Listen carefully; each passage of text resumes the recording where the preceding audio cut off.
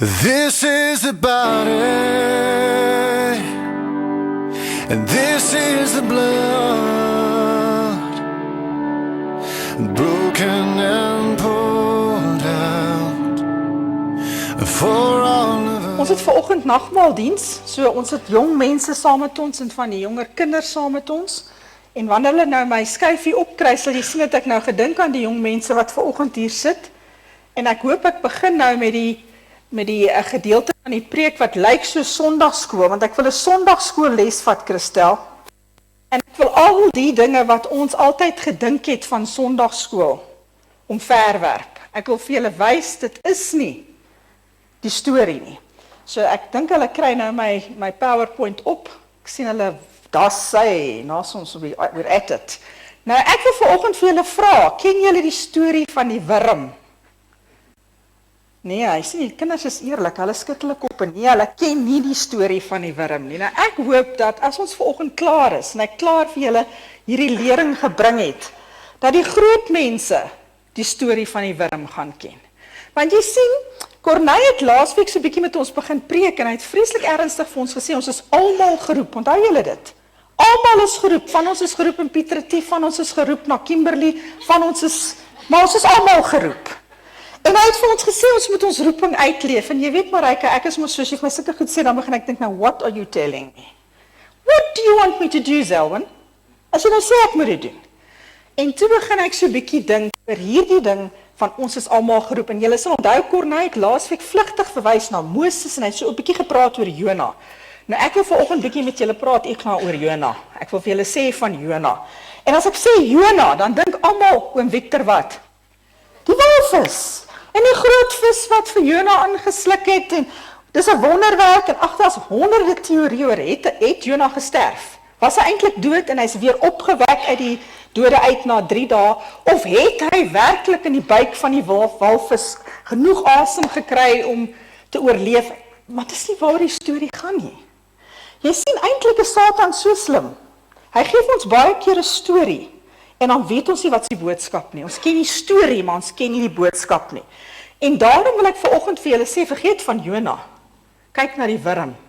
Want as ons klaar is met vanoggend se lering, hoop ek julle sien hierdie storie van Jona Cedric totaal anders.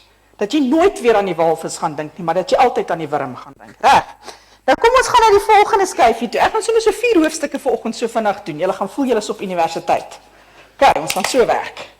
Maar ek sal nie lank wees nie. Ek wil vir julle 'n bietjie oor die boek van Jona iets sê. Het julle geweet dat Jona was die enigste profeet in die Ou Testament wat God geroep het om met die heidene te gaan praat? Al die ander profete, Jesaja, Jeremia, Micha, almal van hulle, het net gaan profeteer en preek vir wie? Die Israeliete.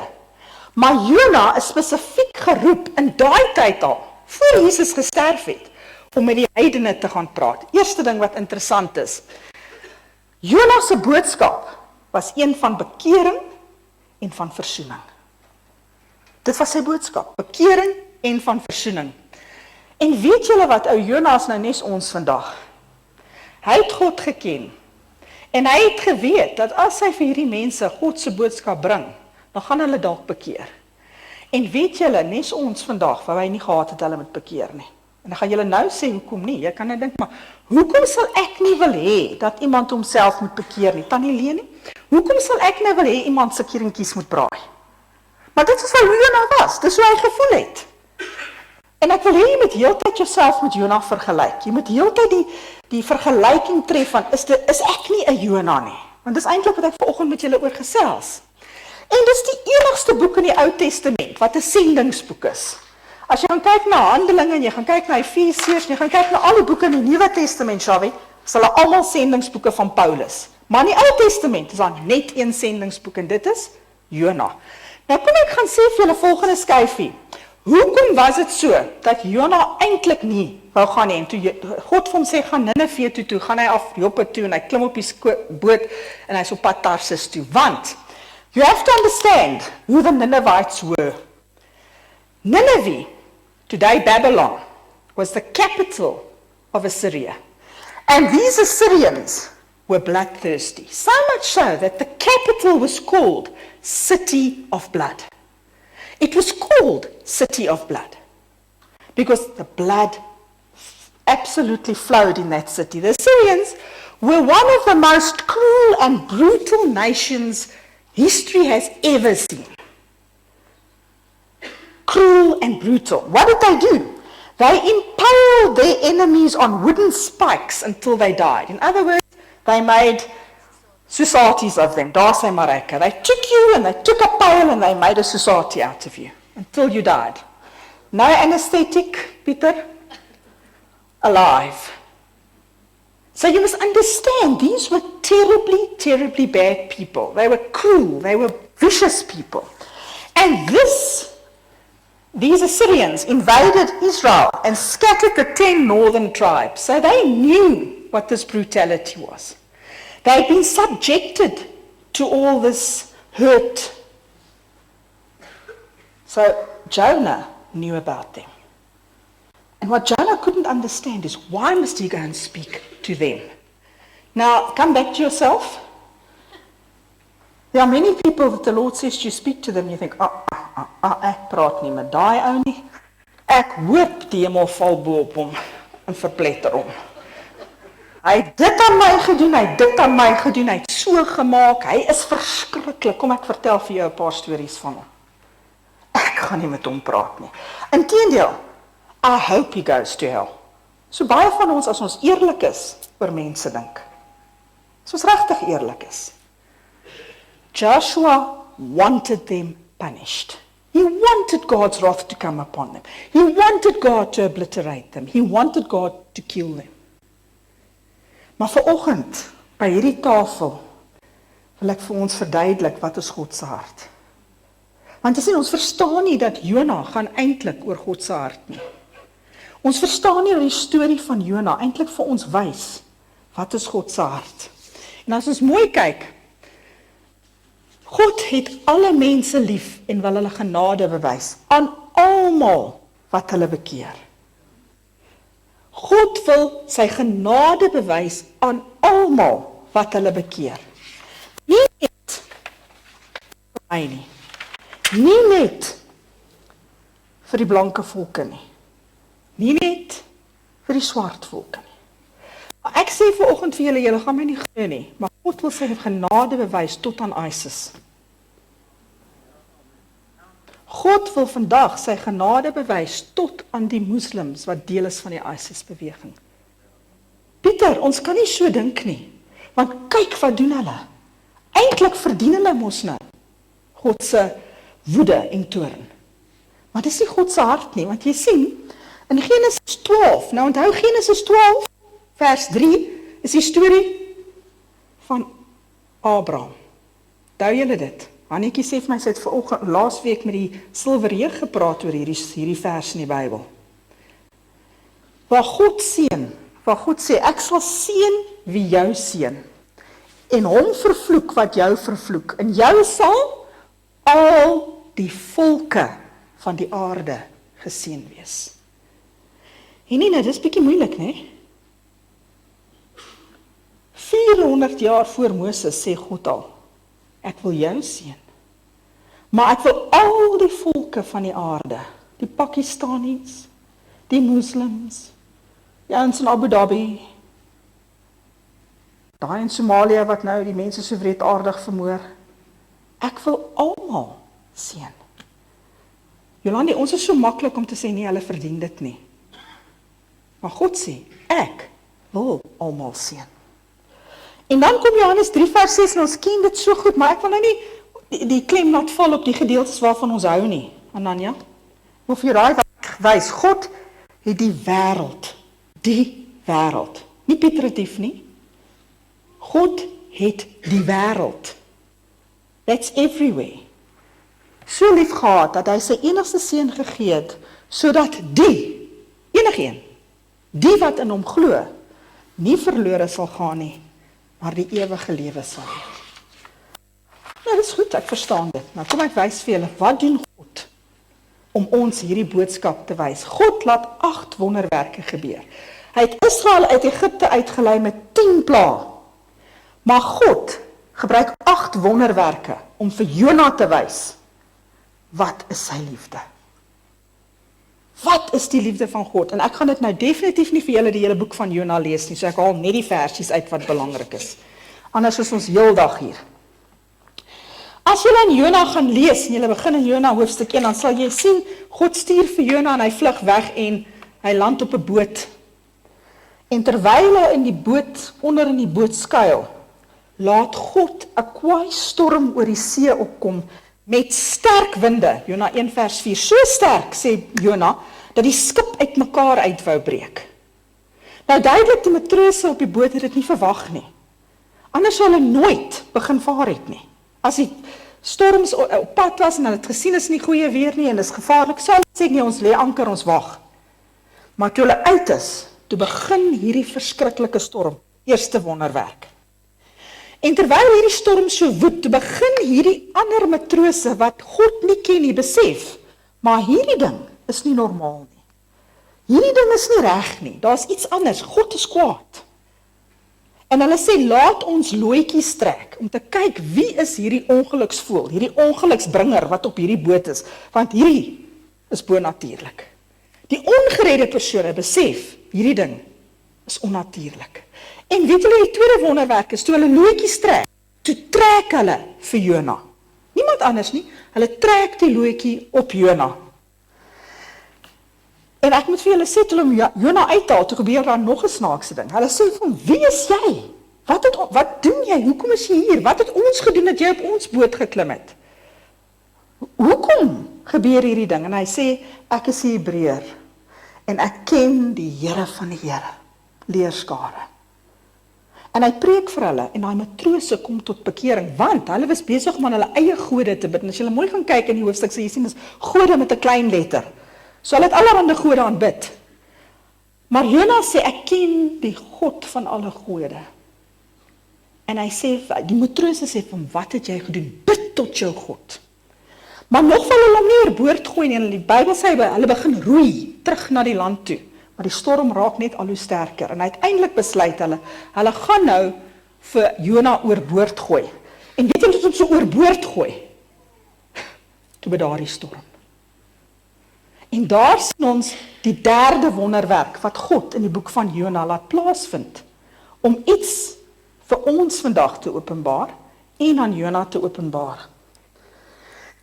En weet jy dat, ek wil vir hierdie stukkie lees, hierdie klomp manne wat nou net geëvangeliseer is, nou net, Jona het nou net vir hulle gepreek, sê vir hulle, in vers 13, die manne het hard groei om weer by die vasteland te bereik, maar hulle kon nie, want die see het al hoe onstuimiger rondom hulle geword. Toe bid hulle tot die Here en sê, nie tot hulle gode nie, hulle bid tot die God van Jona, tot die Here en sê, ag Here, moet ons tog nie laat vergaan oor hierdie man nie.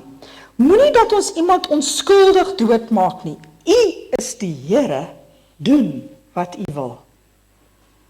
U is die Here. Hulle aanvaar God en hulle begin reg bid. Doen wat u wil. En dadelik hou die storm op. Vierde wonderwerk.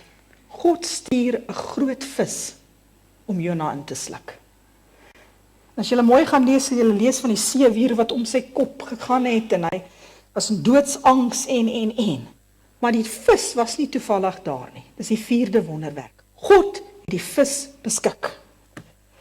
En Jona is vir 3 dae en 3 nagte binne in die maag van daai vis. Terwyl hy vir God sê, vergewe my en ek is jammer en al hierdie dinge. En na 3 dae beveel die Here dat die vis Jona op die vasteland moet uitspoeg. 5 wonderwerke. Want Jona was geroep, maar Jona was ongehoorsaam.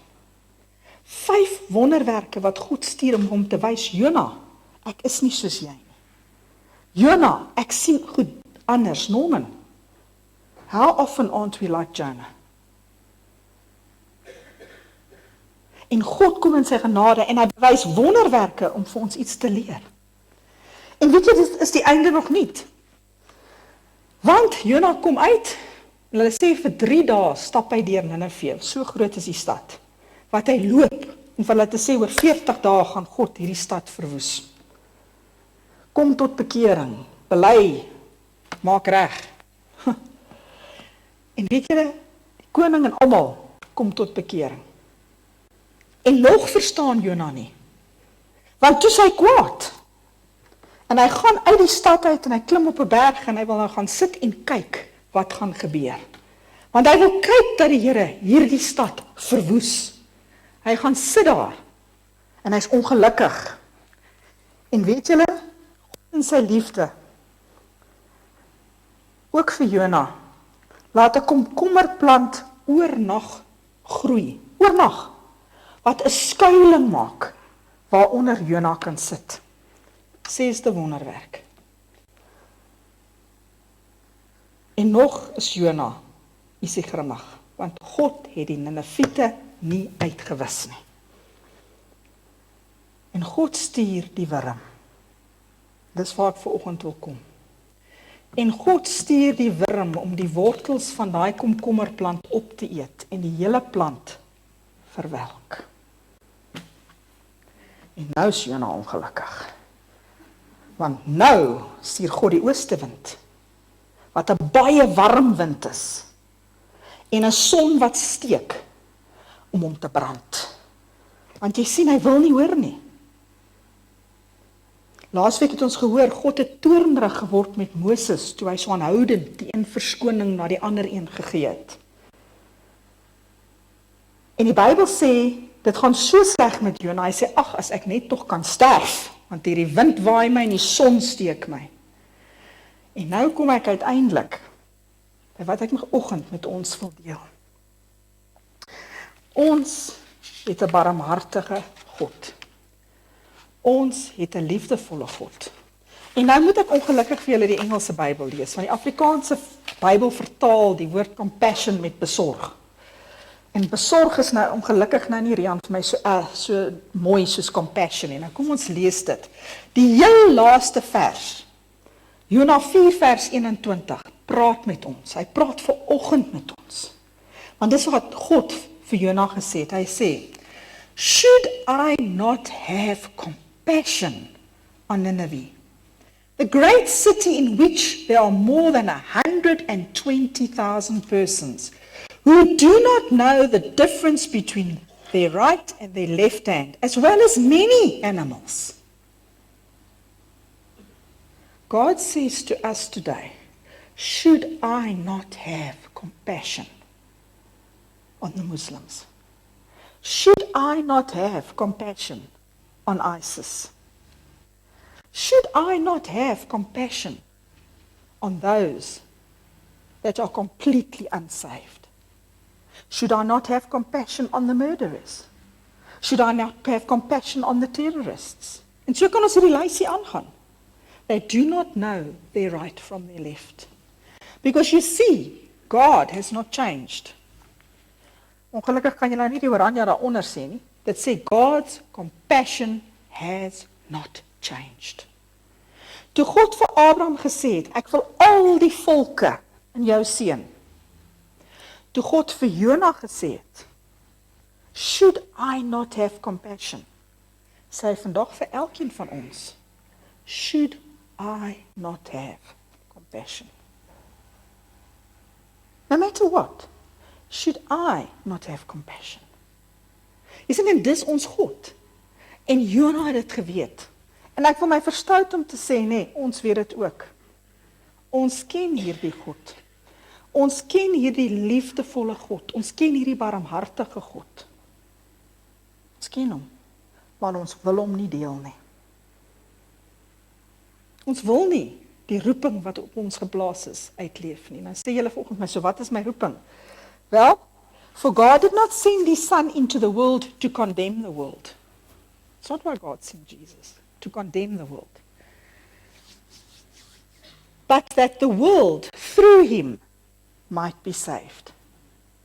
Dieselfde boodskap wat God gehad het, toe hy Isak as offerlam, of 'n lam in plek van Isak gestuur het as die offerlam, wat ons vanoggend gaan vier. Dieselfde God het Jesus gestuur. En dieselfde God wat in Paulus se skrywe aan die Korintiërs of in Johannes gesê het hier, I sent my son that you may be saved. sê vanoggend vir ons dieselfde. Jy sien, God het nie verander nie. Ons raak slimmer en ons kan baie beter redeneer. En ons kan sake uitmaak en ons kan sê hoekom en hoekom nie. En hoekom dit nie op my van toepassing is nie. Ina, dis nie wat God sê nie. God sê ek is vandag, gister en tot in ewigheid dieselfde. Moet ek nie besorg wees oor die Niniviete nie. Want jy sien, die hele boek het God vir ons gegee met 8 wonderwerke om vir ons te wys, wat sal hy doen om by die verlorene uit te kom? Hoeveel is ek bereid om te doen om by die verlorene uit te kom? Dit is die vraag vanoggend. Want jy sien, as ons na die volgende skyfie gaan kyk, sê Jona 3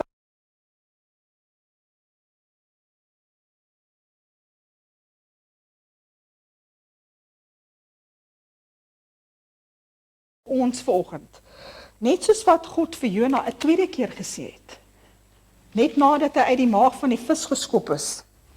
En die woord van die Here het 'n tweede keer tot Jona gekom. Maak klaar, ga na die groot stad Ninive. Spreek hom aan met die boodskap wat ek vir jou sal gee. En so wil ek amper vir ons sê vir ons vandag sê in hierdie gemeente, God praat met ons. Gaan en spreek met Ninive die boodskap wat ek jou sal gee. Hannetjie, wat is die boodskap? Versoening. Reconciliation. Nou ek wil vir julle sê, ons hou nie van die woord nie, my man kry 10 stype as die woord hoor. Maar ek wil vir julle sê, die Here sê, gaan en spreek die woord wat ek vir jou gaan gee. Versoening. Nou Desiree, waar kry jy dit? Die Here het vir Jona so gesê. Wel, kom lees met my 2 Korintiërs. Jy sien 2 Korintiërs, lees ons altyd in stukke. Ons hou van die een versie. Die versie waarvan ons hou, is vers 17. Iemand wat aan Christus behoort, is 'n nuwe mens. Spreek hom, Rian preek hom baie. Doen nou die ding wat hy so draai, dan sê hy, as jy gedraai het en jy gaan in die ander rigting, is jy 'n nuwe mens. Ek sal dit nie doen nie. But you know, we stop there. Ek is gered, ek is 'n nuwe mens, my saak is reg. Wonderful. Ek moet nou net al hierdie bosluise wat op my sit, deur die doopbad kry, dat hulle kan afval, dat ek kan groei in die beeld van Christus. But the Bible doesn't stop there. Thea, the message doesn't stop there. The message only starts there, want as jy 'n nuwe skepsel in Christus is, dan verstaan jy hierdie goeders baie beter, Tannie Marie. Weet jy wat gaan hy aan en hy sê vir my, die ou is verby, die nuwe het gekom. Dit is alles die werk van God. Hy het ons met Christus en met homself versoen en aan ons die bediening van versoening toevertrou. John, the message of reconciliation which God sends today is the message that we have to take.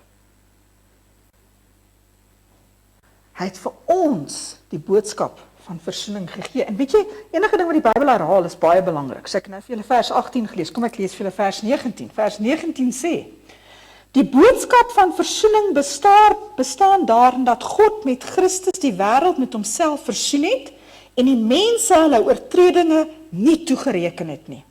Die boodskap van versoening het hy aan ons toevertrou. Tweede keer. Die boodskap van versoening het God aan ons toevertrou. Aan elkeen van ons. Want jy sien, jy kan nie 'n nuwe mens wees. Jy kan nie 'n nuwe skepsel wees. Die ou kan nie tot niet gaan en die nuwe kom. En jy het nie die boodskap van versoening in jou hart nie. Wat sê ek, Marietjie? Ek sê, as jy nie die boodskap van versoening in jou hart het nie, dink ek nie, het die oue verbygegaan nie. I mean, that's the hard bottom line, Larina. Because if you've got Christ in you, the message that God wants to get to the world is in you. You can't shrug it off. You can't say it's not for me. God says, so send I you. Accept the challenge of reconciliation. Volgende skyfie. En nou wil ek vir julle die kruis wys. Ons sit vanoggend hier by die nagmaaltafel. En ek wil vir ons sê, vir almal van ons, as ons na die kruis kyk, kan ons na die vertikale been baie maklik kyk. Want die vertikale been sê, ons versoen God met die mens. Jesus het die offer geword, sodat ons met God versoen kan word. Ons is vergewe, ons is gereinig, we are in right standing with Christ, we have the righteousness of Christ, we have eternal life. Daai een, vat ons. Ek is reg. Maar weet jy, 'n kruis het 2 bene, of ons dit nou wil weet vanoggend of nie. Hy het 'n vertikale been, 'n vertical leg, and a horizontal leg. And the horizontal leg says what? I must reconcile Leni, man to man. Otherwise, there's no cross. It cannot be one-dimensional, Lappies. It cannot be, I am in reconciliation with God. I have all the benefits. I am all right. God says, this I am all right new creation must bring the other arms of the cross. And I must go and reconcile man to man. En dis wat Jona sê. Dis wat Jona sê. En nou wil ek met ons praat oor versoening. Reconciliation. Where does it start? Reconciliation starts in the small things. We reconciliate husband to wife. It's the smallest nucleus of God's family. It's husband and wife. We have to be reconciled to one another. If we are not reconciled, husband and wife, forget going further. That is why it is so important when we come this morning to break bread, that we come as families. Because this is where we come for the reconciliation. Where we come and put everything under the blood so that husband and wives can be reconciled. But God's not just happy with that. He says once we are reconciled, we have to reconcile ourselves to our children. In the broader family sense, we have to be reconciled. It's important. And once we are reconciled in the family, we have to be reconciled in the greater family circle. Brothers, sisters, nieces, nephews. That's the message God's given us. Die boodskap van versoening. Man tot man. En as ons in die familie versoen is, dan moet ons in die gemeente versoen wees. En as die gemeente versoen is, moet ek in my werkplek versoen wees. En wanneer ons daai versoeningsboodskap uitgestuur het, dan moet ons kyk na versoening, eenheid in die dorp.